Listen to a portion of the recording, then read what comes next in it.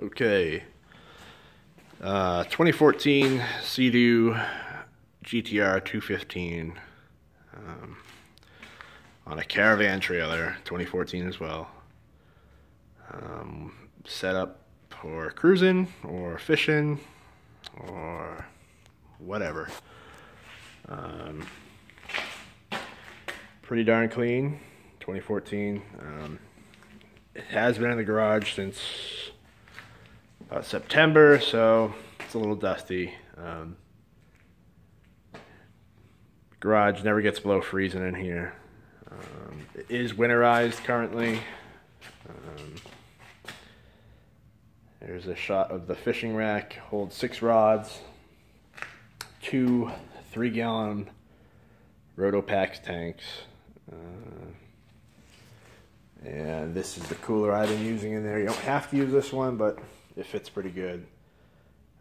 54 quart Igloo Super Tough cooler with good sized Plano box mounted on top, bolted on. Holds ice pretty good.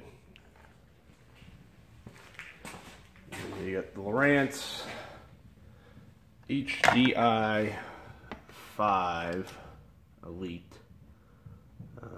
Works pretty good. I use it for striper fishing. Had no problem picking up schools of stripers, even small ones.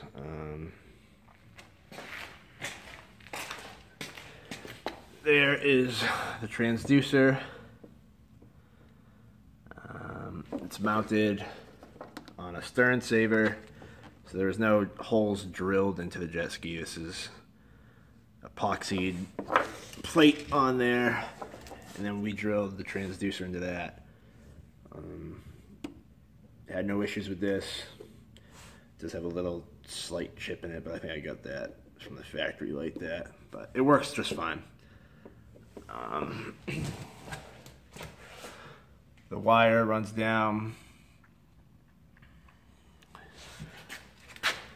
through here. I didn't want to put any holes in the jet ski. Seems silly to do that when you don't have to. You can still get a fairly clean install. This rack obviously goes right on the back here with the Velcro straps and the rubber straps that go onto these cleats here.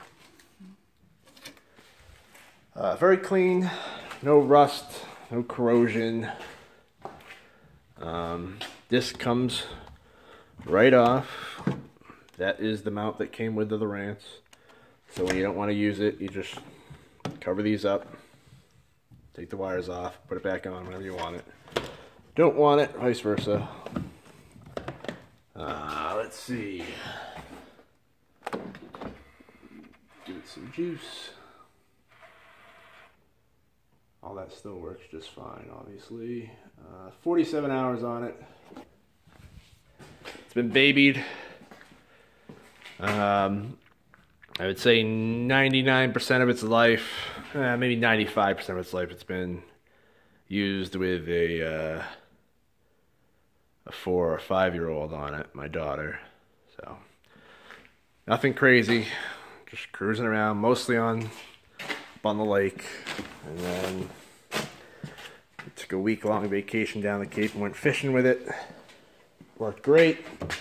Caught a bunch of stripers.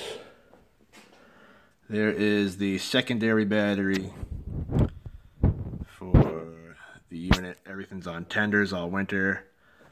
That 20 amp hour battery will hold the charge for that fish finder for probably 3 days straight. It works great.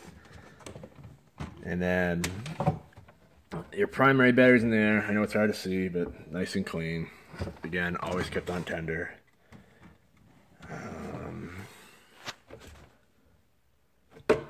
The secondary battery for the fish finder, you need to plug it in using the tender. It plugs overnight, charges overnight. Full charge, no problem. And it's a big enough battery where you could jump your other battery off of it if you needed to. if you got stuck, but I don't think that's an issue. All right, 1 second. I gotta take the seat off. Show you inside. Very clean, no corrosion, no rust. Again, it was only used in salt water for maybe 10 hours and it was flushed out right away and cleaned up. I mean, at the end of the day, these are made for salt water. They have a freshwater cooled system. It's not raw water. So there is no salt water going into this motor. Just like the big boats, it's all freshwater cooled. Which is good. Trailer works good. Tows like a dream. Got any questions? Feel free to ask.